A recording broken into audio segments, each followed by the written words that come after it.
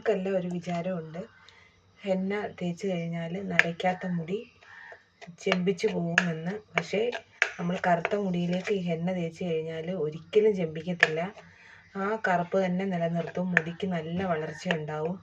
നമ്മൾ കൊച്ചു കുഞ്ഞുങ്ങൾക്ക് തൊട്ട് ഇത് ശീലമാക്കി കഴിഞ്ഞാൽ അവർക്ക് വളർന്ന് മുതിർന്നവരായാലും ഒരു മുടി പോലും നരയ്ക്കില്ല. കാരണം ഇതിനകത്ത് യാതൊരു സൈഡ് എഫക്ട്സും ഇല്ല. നമ്മൾ വീട്ടിൽ തന്നെ മൈലാഞ്ചിപ്പൊടി പൊടിച്ച് തയ്യാറാക്കിയെടുത്ത ഹെന്നയാണിത്.